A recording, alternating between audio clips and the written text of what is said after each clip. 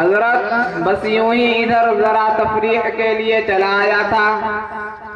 اللہ اللہ، ارے بیٹے بازار اچھی جگہ نہیں ہوتی، حدیث پاک میں سب سے بری جگہ بازار کو بتائی ہے آقا صلی اللہ علیہ وسلم نے۔ ایسے کوئی کام بھی ہے کیا؟ حضرت آپ سے کیا چھپانا، ہم لوگ سینما دیکھنے جا رہے ہیں۔ سنا ہے کہ شاہ رخ خان اور کاجل کی ملی جلی بہت رومانٹک فلم بنی ہے۔ حضرت گستاخی معاف فرمائے، میں نے یہاں تک سنا ہے کہ اس میں بہت کان کی بھی باتیں بتائی ہیں، اور جو ویلن بن کر آیا ہے وہ بڑا لاجواب ہے۔ ارے حضرت کے سامنے اتنا نہیں بولتے، خیر جب بتا ہی دیا ہے تو یہ بھی بتا دینا، اس میں کا ویلن تالیہ ہے۔ ایمان سے حضرت بڑے غضب کی ایکٹنگ کرتا ہے، پورا ہلا کر رکھ دیتا ہے۔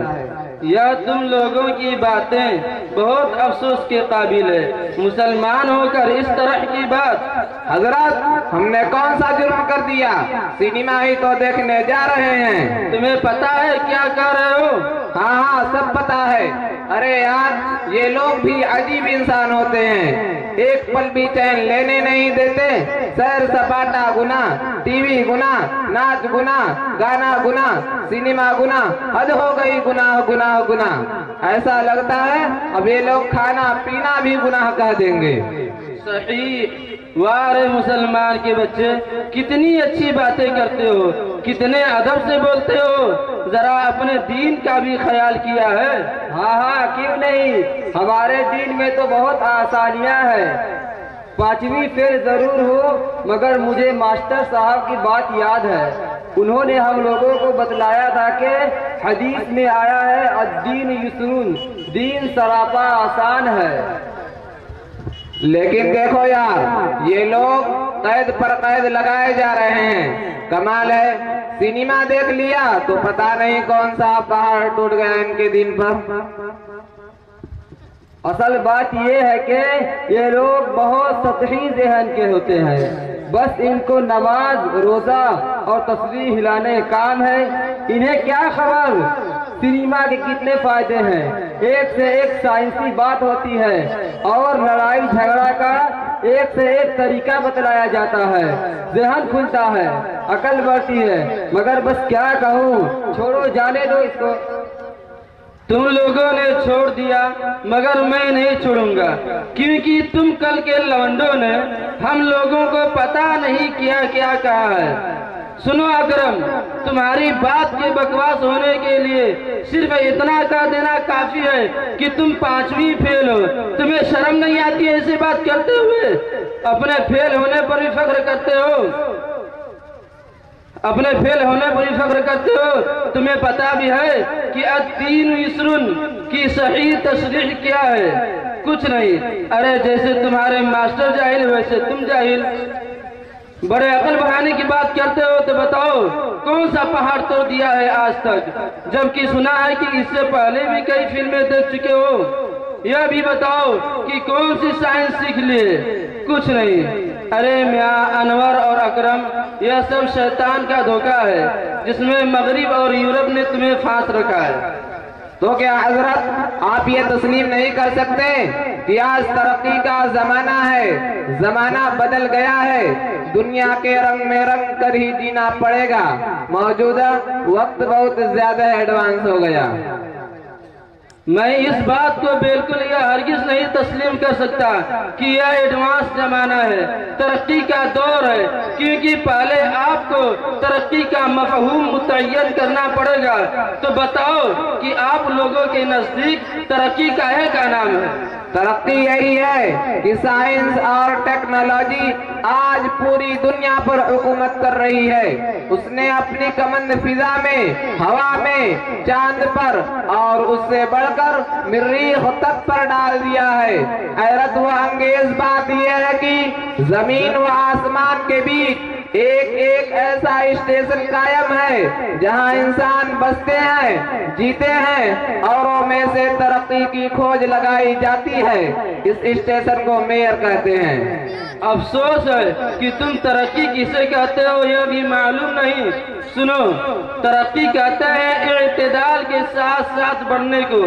لہذا اگر کسی انسان کی صرف ناک بڑھتی چلی جائے اور 2 میٹر لمبی ہو جائے، یا دانت بڑھنے شروع ہو اور ہاتھیوں کی طرح نظر آئے، یا کان لمبے ہو جائے اور خرگوش کی طرح دکھائی دے، تو کیا اسے ترقی کہو گے؟ یہ تو سراسر عیب ہوگا، اسے ترقی کون کہہ سکتا ہے؟ لیکن میں تو یہ نہیں کہتا، بلکہ سائنس آسمان چھو رہا ہے، میں یہ کہتا ہوں۔ تو سنو، انسانی سائنس محدود ہے۔ آج انسان مریخ تک پہنچا ہے، لیکن خود ہمارے اسلام کے اندر ایک ایسی مثال موجود ہے جو دنیا قیامت تک پیش نہیں کر سکتی۔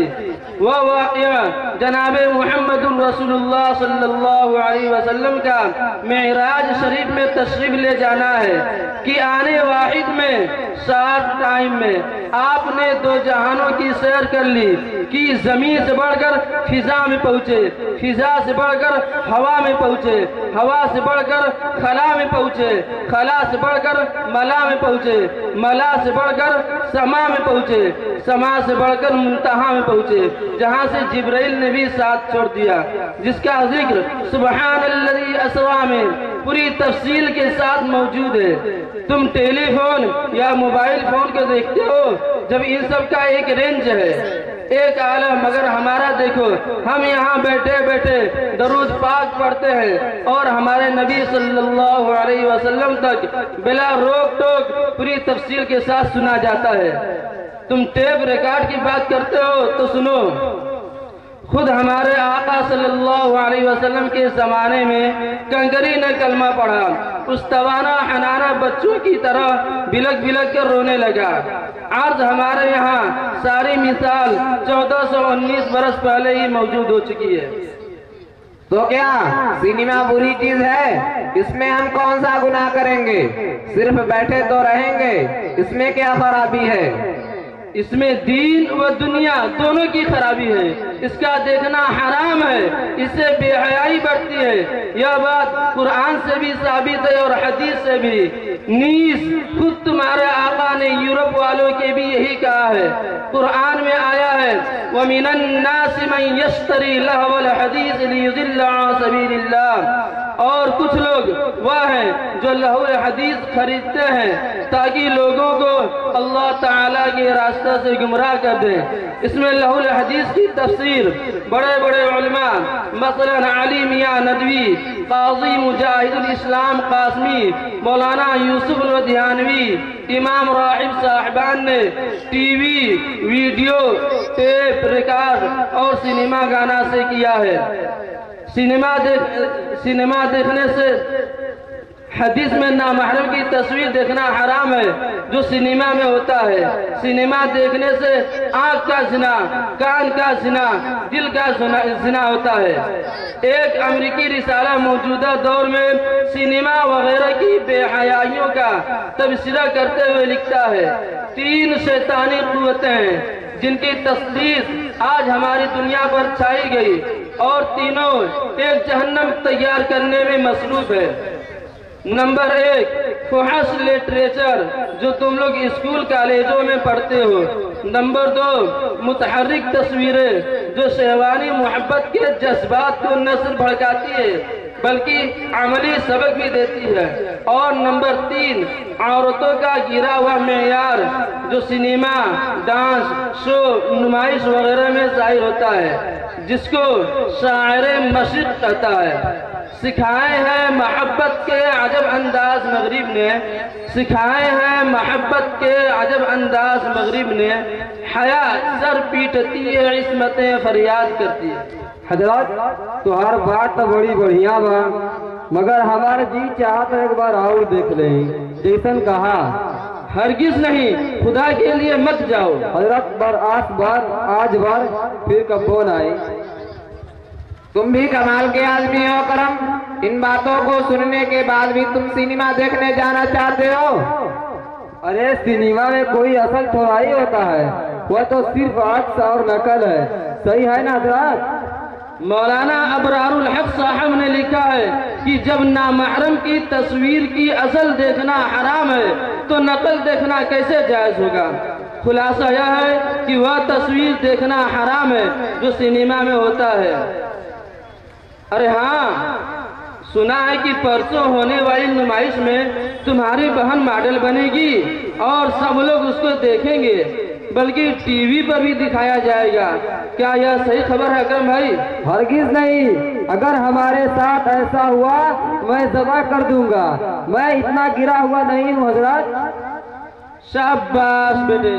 सोचो, जब तुम अपनी बहन के बारे में यह पसंद नहीं करते कि वह नुमाइश में आए और लोग उसको देखें, तो फिर तुम दूसरों की बहन को देखने के लिए क्यों बेताब हो?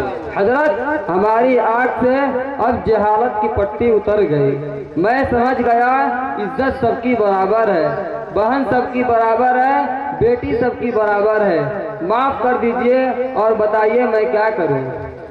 हजरत थानवी रहमतुल्लाह अलैह ने इलाज लिखा है कि किसी भी मासियत या मुसीबत का इलाज उससे बाज आ जाना है और गुज़श्ता गुनाहों की तौबा इस्तग़फ़ार से माफ़ी करानी है। सो अल्लाह से तौबा करो और चिल्ले में निकलो। लिखो जी, साथियों का नाम लिखो चिल्ले में। क्या नाम है आपका? मोहम्मद अजमल। माशा अल्लाह, मोहम्मद अजमल। आपका? मोहम्मद अरमान। माशा अल्लाह, अल्लाह कबूल फरमाए चिल्ले के लिए।